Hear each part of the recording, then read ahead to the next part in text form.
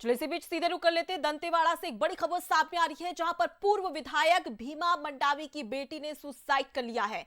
देहरादून में दीपा ने सुसाइड किया है। तो देखिए, सुसाइड का ये पूरा मामला निकलकर सामने आया, जहां कोटा में रहकर ये दीपा, जो कि पूर्व विधायक भीमा मंडावी की बेटी बताई जा रही है, जिन्होंने पढ़ाई कर रही थी, नक्सली हमले में शहीद हुए थे विधायक भीमा मंडावी। तो श्यामगिरी में नक्सलियों ने काफिले पर हमला कर दिया था, जिसके बाद वो शहीद हो गए थे। भीमा मंडावी का बेटा भी सुसाइड कर चुका है। तो रायपुर में पढ़ाई के दौरान जान गई थी। तो देखिए, एक के बाद एक ये खबर सामने आ रही है, जहां पर पूर्व विधायक भीमा मंडावी की बेटी ने सुसाइड कर लिया है। पहले उनके बेटे ने सुसाइड किया था, और अब ये बताया जा रहा है कि दीपा मंडावी, जो कि देहरादून में पढ़ाई कर रही थी, और इसी दौरान सुसाइड कर लिया। कि सुसाइड की क्या वजह है, क्या कारण है, ये अब तक स्पष्ट नहीं हो पाया है। लेकिन हम पूर्व विधायक भीमा मंडावी की बात कर ली जाए तो देखिए, नक्सली हमले में वो शहीद हो गए थे, और अब एक के बाद एक अगर बात करें उनके बेटे की, तो उन्होंने पहले सुसाइड किया, और उसके बाद अब उनकी बेटी ने भी सुसाइड कर लिया है। तो अज्ञात कारण के चलते भीमा मंडावी की बेटी, जिनका नाम दीपा बताया जा रहा है, दीपा मंडावी ने यहां पर सुसाइड कर लिया है।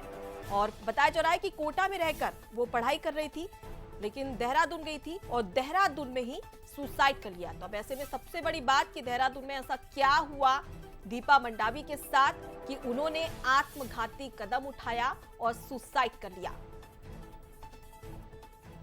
तो दंतेवाड़ा से इस वक्त की बड़ी खबर आपको बता रहे हैं, जहां पर पूर्व विधायक भीमा मंडावी, जो कि आपको ये बता दें कि नक्सलियों की ओर से हमला किया गया था, जिसमें शहीद हो गए थे, उनकी बेटी ने सुसाइड कर लिया है। तो कोटा में रहकर ये पढ़ाई कर रही थी और देहरादून गई थी, और देहरादून में ही उन्होंने सुसाइड कर लिया है। इसके पीछे क्या कारण, क्या वजह, अब तक स्पष्ट जानकारी निकलकर सामने नहीं आए हैं।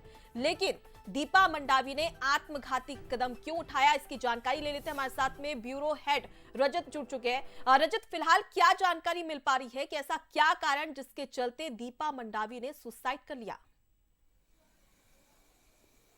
अनुपमा जी, कोटा में रहकर इसकी पढ़ाई चल रही थी और घूमने के सिलसिले में इनका कोई ग्रुप था बच्चों का, जो देहरादून गया हुआ था। जगदलपुर से केदार कश्यप जो है पूरे लाइनअप करने की कोशिश कर रहे हैं, ताकि वहां अधिक से अधिक जानकारी जुटाई जा सके, और इसके अलावा जो फॉर्मेलिटीज होती हैं उसे पूरा किया जा सके।